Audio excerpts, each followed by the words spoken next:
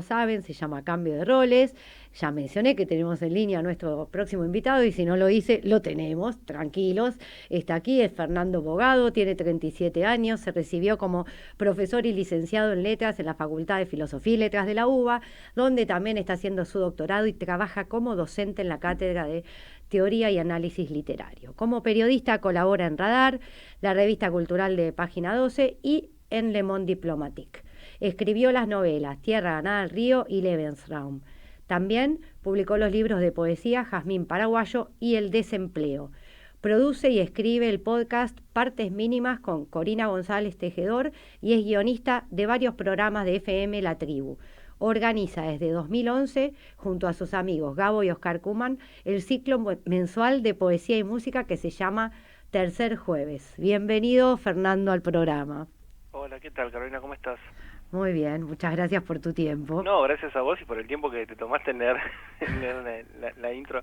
Yo en una dije, podría haber mandado menos datos, porque por ahí es medio pesado, pero bueno, gracias por hacerlo. No sé si hice una buena selección porque tenías una gran bio, pero creo que es representativa. Ah, gracias, gracias. Muy bien, bueno, ¿por qué elegiste estudiar letras o cómo llegaste al periodismo? Mira, la cuestión del estudio de letras, digamos, de literatura en general, fue una de esos momentos en donde asoma, ¿viste? Lo que podríamos llamar, no sé, la vocación.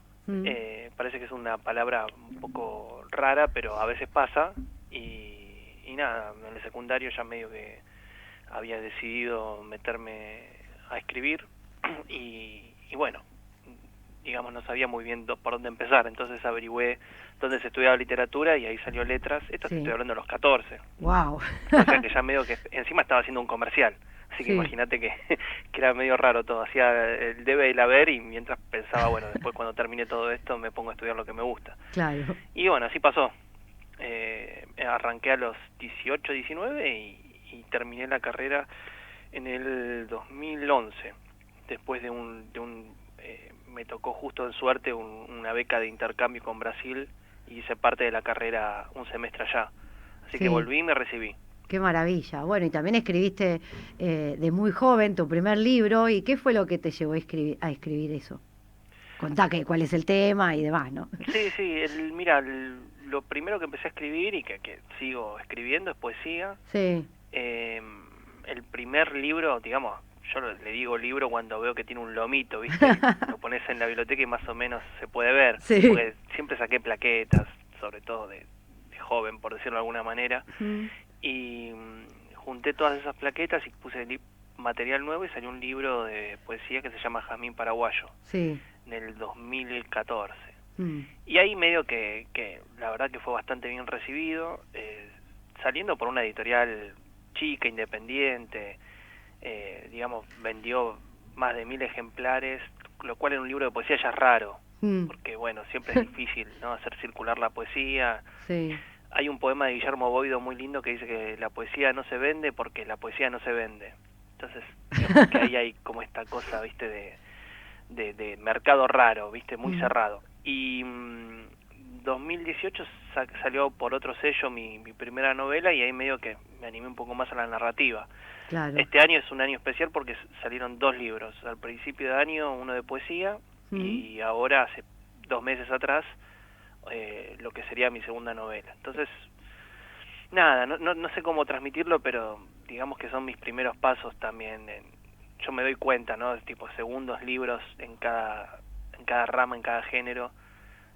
Todavía me falta un montón por equivocarme, por decirlo de alguna manera, pero bueno, tomemos estos intentos que han salido este año Claro, y veamos qué pero onda. voy a insistir un poquito en la pregunta. Sí. ¿Qué es lo que te inspira? Tal vez no a un libro específico, si querés en general, ¿de dónde sacás los temas o cuándo sentís, bueno, ya tengo el título del libro o ya tengo sobre qué quiero escribir?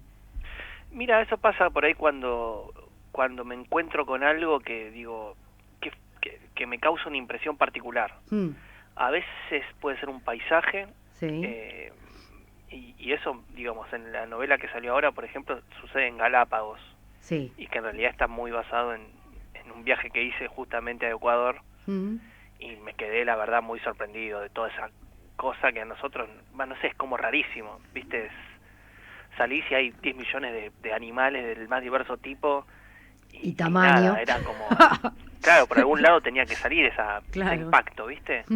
Y bueno, quedó en eso. Y a veces por ahí es algo que escucho, una frase, alguna anécdota, algo que me remite a cosas que viví de joven, sobre todo en poesía, ¿no? Que por ahí tengo como algo más afincado en donde viví, que es San Martín. Sí. Yo soy de provincia, lo llamado conurbano, es más, ahora vivo en Caseros, y como toda esa zona siempre no sé, tiene un peso muy particular. Creo que en realidad, viste, es esa idea de pinta tu aldea y pintarás el mundo. Sí. Bueno, un poco por ese lado, ¿no? Es como que a mí me conmueve y algo quiero transmitir de esa conmoción en el poema. Qué bueno. Bueno, te cuento, por si no conocías muchos antecedentes del programa, que nos siguen muchos estudiantes de comunicación y de periodismo, así que siempre intentamos preguntarle en este bloque a nuestro invitado, pedirle más bien un consejo o una recomendación para que los chicos escuchen y tengan presente. Bueno, mira, yo mi entrada al periodismo fue muy motivada por el lugar donde quería colaborar. Sí. O sea, yo siempre leí Radar de Página 12, me sigue pareciendo el mejor suplemento cultural que hay. Y bueno, un día me animé, llamé por teléfono, me atendió en ese momento Claudio Seiger, que hoy es el editor de todo el suplemento, y en esa época era solo la parte de libros.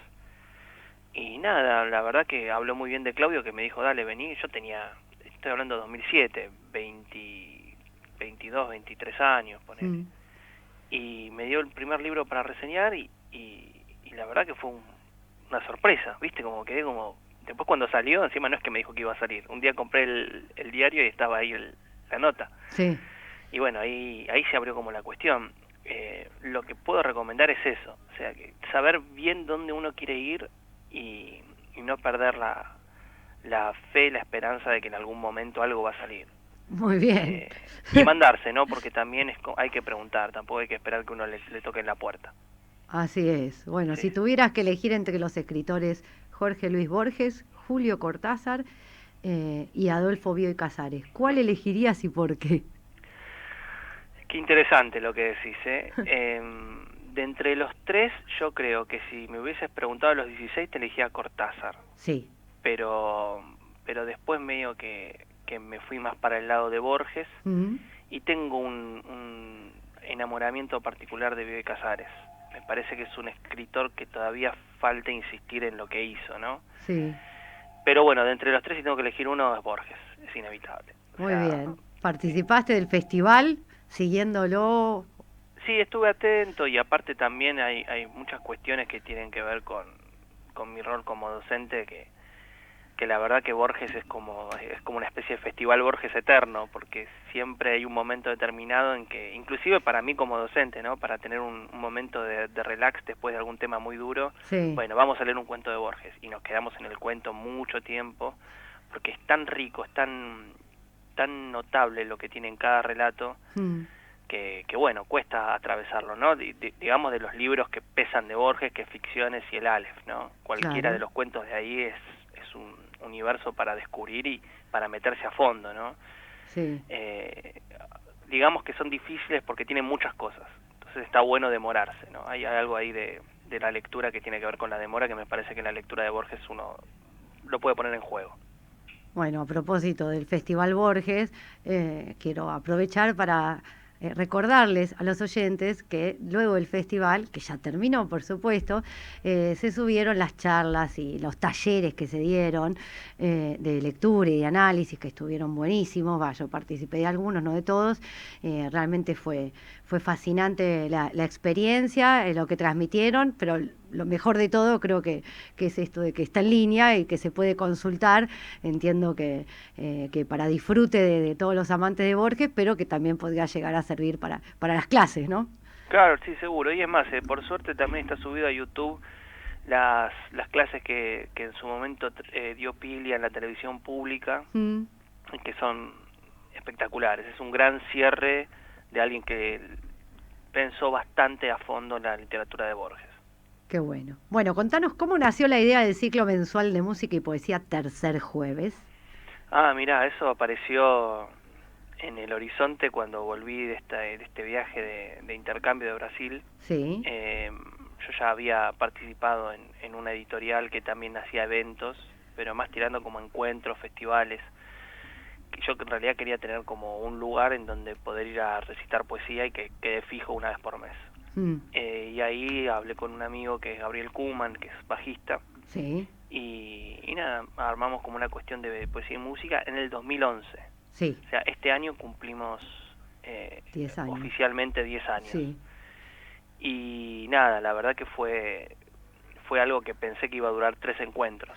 Y 10 años después todavía sigue existiendo. A mí me sorprende. Pero ¿Y cómo es la dinámica? ¿Hacen un poquito de poesía, un poquito de música, las mezclan? ¿Cómo interactúa poesía y música tratamos de ahí? invitar Sí. a gente que nos parece que hace algo interesante, ya sea en poesía, en música o combinando un poco las dos. Sí. Lo que hago con Gabo es más que nada una cuestión, o sea, es como una tensión entre no caer en esto de que alguien recite y tiene música de fondo, ni tampoco que sea música con algunos momentos de recitado, sino algo como que muestre más una tensión entre la palabra recitada y el sonido del instrumento que toca Gabo, que es el bajo, ¿no? Y un poco vamos por ahí, ¿no? Con cierto espíritu, si se quiere, experimental, combinatorio, y ahí vamos invitando gente que nos parece que hace algo que va un poco en esa misma línea, ¿no? Y es más, con toda la cuestión de la pandemia, nos atrevimos a invitar a gente de otras latitudes que nos gusta lo que hace y que también va más o menos por lo mismo, porque total lo teníamos que transmitir por YouTube, o sea que digamos que utilizamos la restricción como una plataforma para hacer algo diferente. Y ahí invitamos a Raúl Zurita, a una poeta norteamericana que nos gustó mucho, que también habla en castellano y combina algo con el sonido muy interesante, a músicos de Chile, digamos, abrimos un poco más el panorama. En ese sentido me parece que, o sea, estamos expectantes a poder acomodarnos a esta nueva normalidad que un poco ya se asoma, para volver con el ciclo y ver cómo seguimos, ¿no? Buenísimo. Y si algún oyente quiere probar qué se siente en ese experimento o cuestión experimental, ¿cuándo o sea, contarnos, pasar el chivo del programa? Claro, están ahí en las redes, en @tercerjueves de Instagram, y sí. si no, tenemos una página web que es tercerjueves.com. Muy bien. Que ahí tenemos subido la historia del evento y también material para escuchar. Fantástico. Bueno, ahora te quiero pedir, ¿tenés alguna anécdota divertida que nos puedas contar de alguna nota que hayas realizado? Me acuerdo de varias, pero de las más lindas, sí. Y me acuerdo puntual, bueno, cuando lo entrevisté a Piglia en su momento, que había venido de Princeton, ya se estaba radicando de vuelta acá en Argentina. Sí. Y fue un momento muy raro porque al poco tiempo le agarró esta terrible enfermedad que terminó lamentablemente de la peor manera. Pero yo me acuerdo de que me sorprendía que lo tenía Piglia enfrente y que comía un mix de frutos secos todo el tiempo. Sí. Me llamaba mucho la atención que estuviese hablando y estuviese ahí con el mix y todo eso. Y al mismo tiempo estaba leyendo la novela de él, que era El viaje de ida, en donde el narrador también come del mismo bol de frutos secos. Entonces, no sé, fue como un momento raro en donde vi una cosa nimia, ¿no? Muy menor, cómo era incorporada a la literatura de alguien que me sigue pareciendo uno de los mejores escritores argentinos, y que encima al poco tiempo devoré los diarios de Emilio Renzi, que son, no sé, resignifican la obra a un nivel inesperadísimo. La verdad que ese encuentro tan puntual y esa anécdota tan mínima, con el paso del tiempo creo que cobra más peso, ¿no? Porque es como encontrarse con el escritor ya por fuera de la firma. Claro. Sino que es alguien que, qué sé yo, le gusta comer frutos secos cuando está hablando. Y de repente está en sus novelas. Entonces dije, bueno, qué sé yo, a mí me gusta el café con leche, así que no me sorprende que escriba mucho sobre eso. Digo, así vamos, en esa misma línea. Bueno, y de todas las notas o entrevistas que hiciste y que escribiste para los diferentes medios, ¿cuál podrías elegir una como la mejor de todas? Hubo una que a mí me sorprendió mucho, que por la casualidad con la cual llega la cuestión, que fue una entrevista que le hice a Roger Chartier y Carlo Ginzburg cuando vinieron a la UNSAM creo que le dieron el doctorado honoris causa a Burukua. Ellos son amigos de Burukua, vinieron y de repente se improvisó una entrevista cruzada que fue tan rica y tan extensa que después la terminé editando en un libro en la facultad, donde trabajaban justamente un problema que me parecía fundamental, que es, o sea, Carlo Ginzburg viene del lado de la llamada microhistoria y Roger Chartier de la historia del libro, ¿no? Sí. Y entre los dos hablaban del problema del texto en el presente, ¿no? Hay una lectura ahora de que tipo se acabó el formato del libro impreso, qué pasa con el libro digital, y entre los dos lo que discutían era dónde estaba el texto, o sea, cuál es la naturaleza física del texto. Claro. Y Ginsburg tenía una hipótesis del texto como algo relativamente flotante, ¿no? Un texto invisible que se va actualizando en cada libro, y Ginsburg, que viene de la historia del libro, del libro en su producción real, creía que no, que en realidad lo único que existe son los textos reales, o sea, los libros, y que es la crítica y la historia los que determinan diciendo, bueno, este es la versión final del libro y no esta. Te doy un ejemplo. Shakespeare tiene dos ediciones, por decirlo de alguna manera, tempranas de Hamlet. Sí. Y en una está el famoso monólogo Ser o no ser, y en otra no. Mirá. Entonces lo que dice Chartier fue la crítica y la historia la que determinó que la versión final de Hamlet es la que tiene ese monólogo y no la otra. Pero en realidad Hamlet hay dos Hamlet. Es como muy complejo, pero es un fuerte trabajo filológico de lo que se llama ecdótica, que es comparación de textos, para ver eso, ¿no? De todas las versiones de los libros antiguos, por decirlo mal y pronto. ¿Cuál es la definitiva? ¿Cuál es la que decimos esta es la versión final? Pasa muchísimo con muchos libros, ¿no? Más de la antigüedad, ¿no? Nosotros leemos Aristóteles, Platón, pero nunca nos preguntamos por qué la metafísica de Aristóteles es esa y no otra, ¿no? ¿Por qué este diálogo de Platón es este y no otro? ¿O qué hay no sé, qué hay en República que haya sido escrito por ahí en el mismo momento? Cuando en realidad sabemos que República, los diferentes libros, es como un rejunte de producciones de diferentes momentos. Claro. Bueno, todo eso en una conversación, y yo estaba ahí con mi grabadorcito en la Universidad de San Martín, o sea, rarísimo. La verdad que yo creo que fue una de las mejores entrevistas que por casualidad se dieron y que pudieron salir por suerte. ¿Vos hiciste la entrevista y publicaste una nota y después editaste el libro o no? Claro, hubo salió nota? primero como entrevista en Radar, Sí. Y obviamente por la restricción de caracteres tuve que sacar muchas cosas. Claro. Y después dije, no, pero esto hay que sacarlo por otro lado. Y participé después en un libro colectivo que era sobre historia del libro, y pedí los permisos pertinentes y saqué en una versión mucho más larga de la entrevista, en donde la discusión es bastante más amplia y mucho más rica. Genial. Bueno, entonces voy a empezar rastreando la nota de Radar, que estimo que es más breve, entonces. Sí. Y es muy linda, aparte, ellos hablan entre sí, hay como una especie de tensión y camaradería al mismo tiempo. Muy bien, bueno, como estamos sobre el final del bloque, te voy a hacer la última pregunta, hice breve, pero no quería dejar de consultarte. ¿Qué nos recomendarías para leer el fin de semana? Mira, muy buena pregunta. Mira, yo recomiendo para aquellos que gusten de la narrativa, un libro que a mí siempre me gusta recomendar es Pequeña Flor de Yossi Abilio, que es una novela de 100 y algo de páginas, muy breve, que es un solo párrafo, o sea, no tiene punto aparte, y se lee pero con una velocidad tremenda, y tiene un final que me parece excelente. Esto es algo, digamos, de ahora. Que por ahí, si uno quiere abrir un poco más el panorama, qué sé yo, siempre conviene leer a Roberto Bolaño. Estrella Distante es una gran novela para empezar a leerlo, y se puede leer en un fin de semana sin problema.